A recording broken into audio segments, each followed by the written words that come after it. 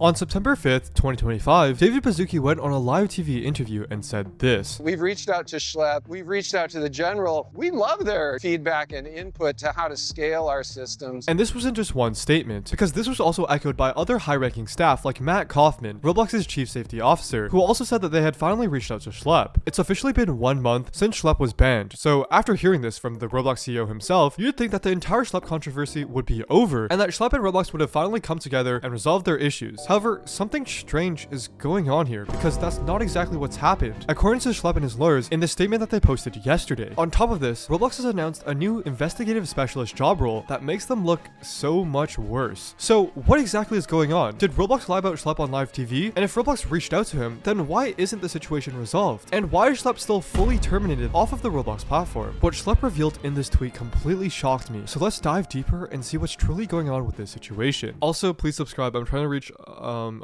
billion subscribers before the end of 2025. Okay, so first off, Schlep says that Roblox has reached out to me now as a PR stunt. If they want a genuine dialogue, they must first act in good faith and acknowledge the victims of their platform. This person said Matt Kaufman reached out to you, and Schlep said yes. So here's the response that Schlep is talking about. This is from RBX Rocketman, also known as Matt Kaufman, who is Roblox's chief safety officer. And he says that we reached out to Schlep, kind of funny how they spelled his name wrong, but they reached out to him over 2 weeks ago to discuss a path to work together. And we heard back yesterday via a post on X and a letter to our law firm. We continue to be open to good faith discussions. Partnering with the community of passionate creators, influencers, and experts in the space is the vision of our Community Safety Council. What he's referring to is Roblox's new Community Safety Council, which is supposed to be a diverse group of engaged and trusted creators who are passionate about the safety of Roblox to raise increased awareness of the community concerns on the platform. In order to be eligible to apply for this council, you must be 18 years or older, must have been on the platform for at least 2 years, commit to 1 hour monthly connections, commit to 6 months of participation, and finally be a trusted creator in good standing. Now, people in this Community Safety Council would be invited to participate in monthly connections with the Roblox's official safety group to discuss concerns, which seems like the perfect job role for people like Schlep, except the fact that you must have been on the platform for at least 2 years. Unfortunately, Schlep is still not on the platform. So it seems odd how Roblox's chief safety officer is mentioning Schlep and this Community Safety Council in the same post, because he has openly acknowledged Schlep's existence and low-key plugged the,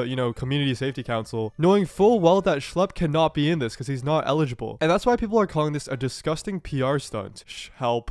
And because of this, Schlep and his law firm helping him have sent this out to Roblox. On September 9th, 2025, they said, responding to Roblox Corporation's unauthorized communications with our client. And this is Schlep's lawyer talking. Dear Tony, as you know from our prior correspondence, they represent YouTube personality Schlep in connection with the August 8th cease and desist notice you sent on behalf of Roblox Corporation. We responded to the notice on August 14th, refuting the allegations made against our client and requesting that Roblox direct all future correspondence regarding Schlep to our attention as his counsel. What Schlep's lawyer is basically saying is that, hey, we're Schlep's lawyers. We responded to you guys on August 14th, refuting all the allegations you guys made against our client, Schlep. And if Roblox has any issues or any, comments or wants to talk to Schlep, they should reach out to Schlep's lawyers first. However, even with this clear instruction, Roblox's chief safety officer, Matt Kaufman, contacted Schlep directly late last month, soliciting a conversation about platform safety and how the company might keep Schlep active in the Roblox community. This direct outreach was inappropriate, not only because it ignored our notice of representation, aka Matt Kaufman just completely, ignored Schlep's lawyer's clear instruction, but also because it came amid, number 1, widespread negative publicity following the company's decision to ban Schlep's account, number 2, Roblox's failure to respond to multiple prior reports Schlep submitted concerning child PDF files on the platform, number 3, threats of legal action accusing him of violating the platform's terms of use, and number 4, the company's repeated mischaracterizations of his work with law enforcement, including public statements portraying him as a vigilante who creates an unsafe environment and engages in conduct similar to actual PDF files. That was crazy. What Schlep's lawyers are referring to is this absolutely atrocious response that Matt Kaufman made on August 13th, where he tries to explain why they removed Schlep from Roblox and highlights that vigilante behavior creates an unsafe environment for users. And one of his points was, similar to actual PDF files, they often impersonated young individuals, actively approached other users, and then tried to lead them onto other platforms to have inappropriate conversations. Matt Kaufman basically compared Schlep to an actual real-life PDF file and uses that to justify removing Schlep from Roblox. That is an absolutely horrendous comparison, so you can see why Schlep's lawyers weren't too happy about this. In light of the glaring contradictions between Roblox's actions, public statements, and purported interest in collaboration, Mr. Kaufman's outreach outreach and the company's posture more broadly appear disingenuous. They're basically calling Matt Kaufman out as being fake towards Schlep like it's a PR stunt or something. That impression was reinforced on September 5th, 2025 when CEO David Baszucki appeared on CNBC, which is basically a news network that interviewed David. It was a big controversy when you kicked this guy off the platform. Yeah. How should they be thinking about that? Yeah, we want to highlight really, we have no tolerance for people who don't follow our policies. And so, for example, we don't allow people on our platform to impersonate other people or to do other things on our platform. And we're really consistent. But I would highlight, we've reached out to Schlep, we've reached out to the general. We love their,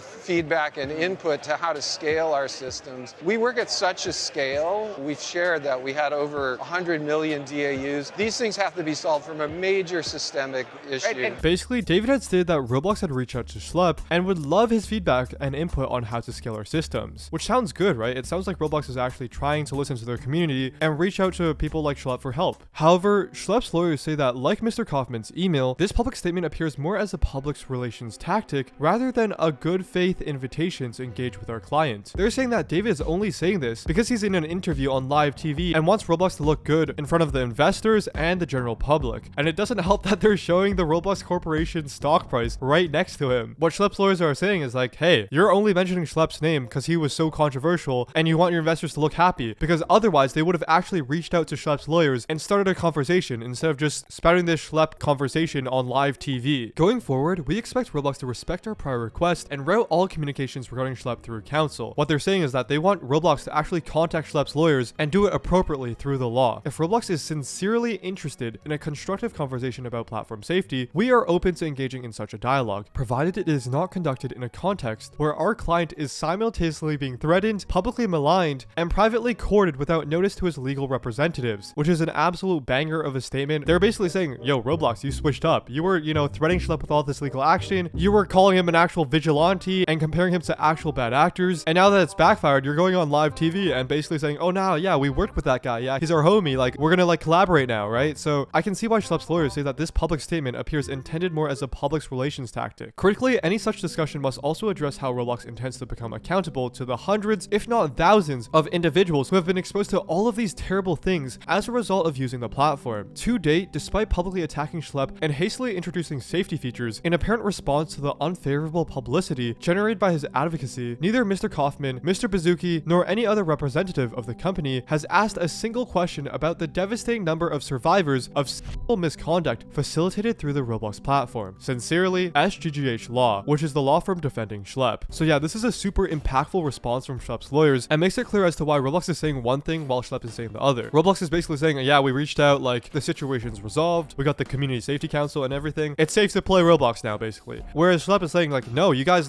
completely ignored my lawyer's instructions, went on live TV and allegedly used his name as a public relations tactic, and has still not addressed the hundreds to thousands of individuals who have been negatively affected while on the Roblox platform. So in this situation, there are two sides to it, and they're both conflicting. But what do people think about this? Ruben Sims says they should have reached out to you before setting the cease and desist. It created a Barbara Streisand effect, which is when you try to hide something, like Barbara Streisand when she tried to hide this photo of her house on the internet, but after suing the photographer for taking the photo, it just caused more people to see it, and it's kind of like what happened to Roblox when they tried silencing Schlep. I believe that's why they reached out. Good faith dialogues require open transparency, and it's really all any safety member has been asking for. Roblox should have been transparent with this outreach since day one. This was clearly a backtrack. They aren't trying to fix it now because they care about the people who play on their platform. They're only doing it now because they realized that removing so-called vigilantes was a very bad move for their company. Am I allowed to say that something about this feels off? They wiped you from their platform, and only after several regional bans, worldwide news stories, and countless lawsuits did they come back crawling over like, we're sorry. And the most hilarious response to this situation is that obviously the most